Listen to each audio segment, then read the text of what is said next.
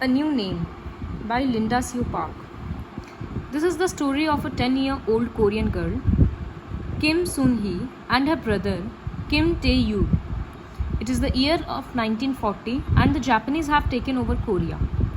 इसमें एक भाई और एक बहन का स्टोरी है. 1940 साल है 1940. जापान कोरिया पे अटैक किया और कोरियन पीपल खुश नहीं है. उन लोगों से उन लोगों का फ्रीडम छीन लिया गया है. वो लोग अपने कल्चर के बारे में नहीं जान सकते, वो लोग अपना कल्चर फॉलो नहीं कर सकते हैं, अपना हिस्ट्री पढ़ नहीं सकते हैं, यहाँ तक कि अपना लैंग्वेज में भी बात नहीं कर सकते. सडनली एक नया रूल आ गया कि सारे कोरियंस को जापानीज़ नेम लेना पड़ेगा. तो बच्चों के फादर जानते थे कि अगर लॉ ओबे नहीं करेंगे और अपने फैमिली का नाम चेंज नहीं करेंगे तो उनको काफ़ी स्ट्रिक्ट पनिशमेंट दिया जाएगा. तो सब कोरियन बच्चे और पेरेंट्स और सब कोई इस काम में लग गए कि जापानीज़ अपने लिए जापानीज़ नाम ढूंढो. तो अब उनके पापा जो हैं, now he helps them choose Japanese names that reflect their Korean roots. Now Sunhee must learn to accept her new name. How does she feel? ये जो लड़की है उसको अब अपना नया नाम, लड़की का नाम पहले क्या था, किम सुन ही. तो अब इसको अपना नया नाम जो कि जापानीज़ नेम होगा वो एक्सेप्ट करने में क्या प्रॉब्लम होगा उसके बारे में हम लोग पढ़ेंगे. तो when my turn came I pointed to the letter K. Abuji gave me a new name and I went around whispering over and over Kyoko, Kaneyama Kyoko. तो वो अपना नाम बार बार, पहले वो बोली आपको के लेटर से चाहिए तो उसको के लेटर से एक नेम मिल गया. अब वो उसको याद कर रही है कि मेरा नया नाम ये है. जापानीज़ फैमिली में जनरली नाम बड़ा बड़ा होता है जैसे कैनेमा, और कोरियंस में नाम छोटा छोटा होता है फर्स्ट नेम जैसे किम. तो similarly Korean first names are always almost 2 syllables. Kim में देखो की और म, तो उसी तरह से वो 2 syllable होता है.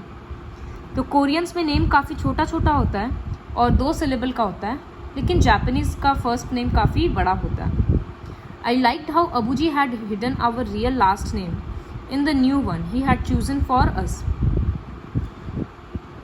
and he had done the same for me for my first name as well. Girls' names often ended in ko. लड़कियों का नाम जनरली कोरिया में को से ख़त्म होता है, which means girl in Japanese. Sorry, को का मतलब होता है जनरली को से नेम लड़कियों का ख़त्म होता है, और को का मतलब होता है सन्स रे, सूरज का किरण. तो कियो का मतलब कियोको, इसमें भी लास्ट में को आया है, इसका मतलब होता है ray of brightness. And yet while I could accept Kaneyama Kyoko as a name, I could not think of it as my name. Obviously अगर ऑल ऑफ अ सडन हम लोगों को एक नया नाम दे दिया जाएगा तो कोई हम लोग को उस नाम से बुलाएगा तो भी हम लोग ये रिलेट नहीं कर पाएंगे कि वो हमको ही बुला रहा है. कितना अजीब सा लगेगा सुनने में. तो उसके साथ भी वही प्रॉब्लम हो रहा. For the next few days there was terrible confusion at school. Classmates को सब एक दूसरे के फ्रेंड्स को जापानीज़ नेम से ही बुला रहे थे, तो सुनने में भी बहुत अजीब लग रहा था. Suddenly the girl across the aisle from me was Megumi, not Myungin. पहले जिस लड़की का नाम म्यूंगिन था अभी वो मेग्यूमी बन गई. And the boy who just sat beside me was Masado instead of Yungwon. पहले युंगवॉन था, अब उसका नाम मसादो हो गया. तो इस तरह से ऑल ऑफ अ सडन मेरे सारे फ्रेंड्स का नाम चेंज हो गया. टीचर हम लोग को काफ़ी पेशेंटली, अगर हम लोग नाम भूल जाते थे तो काफ़ी पेशेंटली बोलती थी कि तुम लोगों को सबका जापानीज़ नेम ही लेना है. तो शुरू में तो पेशेंटली बोलती थी, लेकिन बाद में वो लोग भी स्टर्न हो गई, मतलब वो लोग भी फिर स्ट्रिक्टली डांटने लगी. ये एक अच्छी स्टूडेंट थी, बट ये कभी भी कंप्लेन का मौका दी नहीं टीचर को. ये हमेशा कियोको के नाम पे जब भी कोई बोलता कियोको तो ये रिस्पॉन्ड करती थी.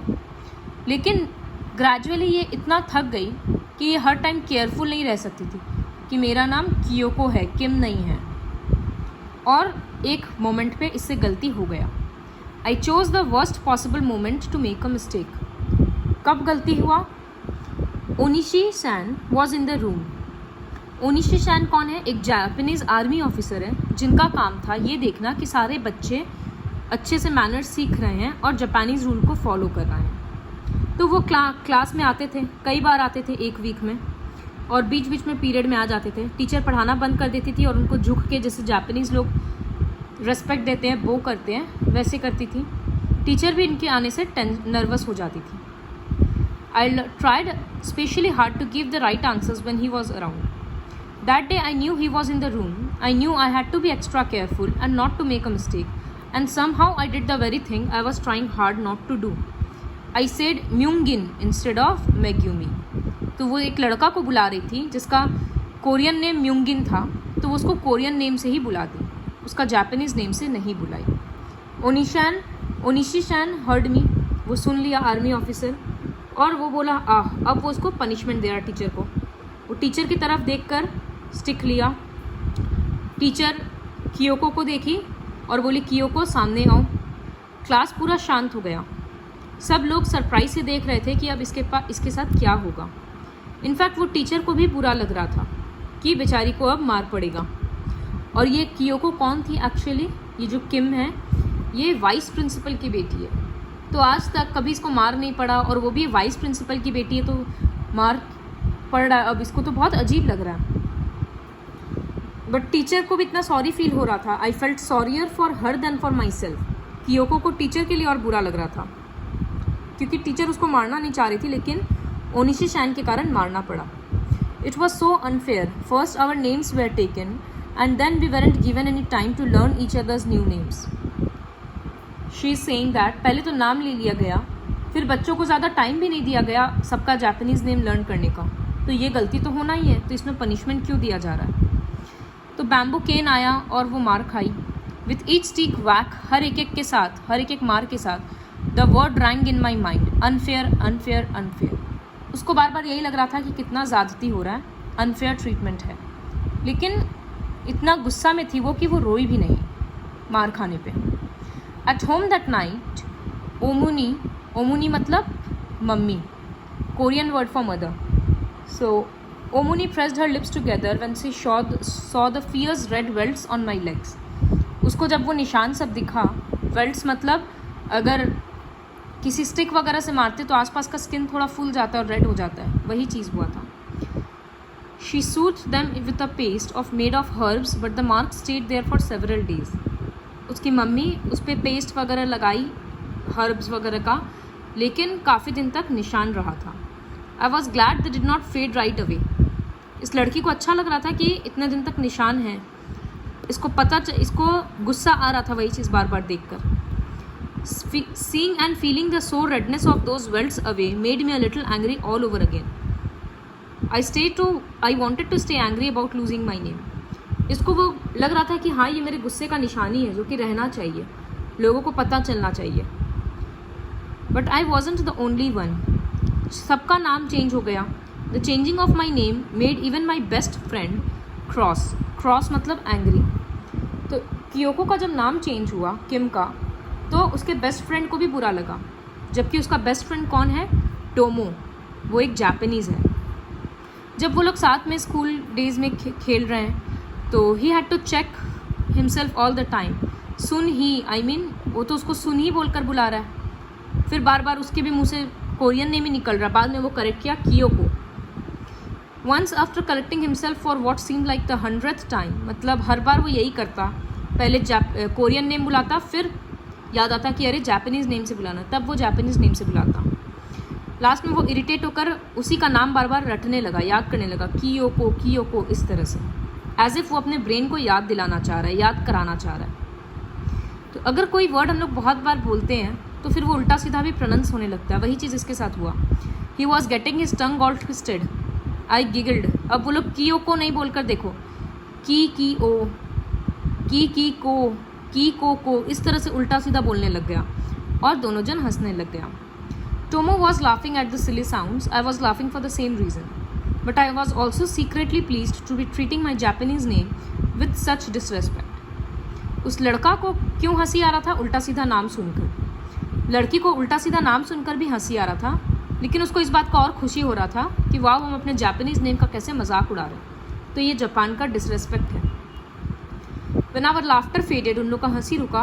टोमो उसकी तरफ देखा और फिर नज़र घुमा लिया और बोला, मे बी जब सिर्फ हम और तुम होंगे तो हम तुमको सुन ही बोलकर ही बुलाएंगे, तुम्हारा कोरियन नेम से। What do you think?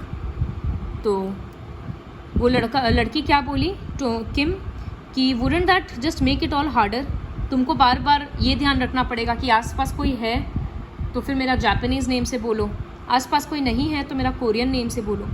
बोली तुमको बार बार स्विच करने में बहुत प्रॉब्लम होगा और कन्फ्यूजन बढ़ जाएगा। तो I didn't say all that, I was thinking that as the son of the principal Tomo always had to set an example. और टोमो कौन था? प्रिंसिपल का बेटा। तो प्रिंसिपल का बेटा तो उसको सही पाथ फॉलो भी करना चाहिए, इस वजह से उसको जापानीज़ नेम से ही बुलाना चाहिए।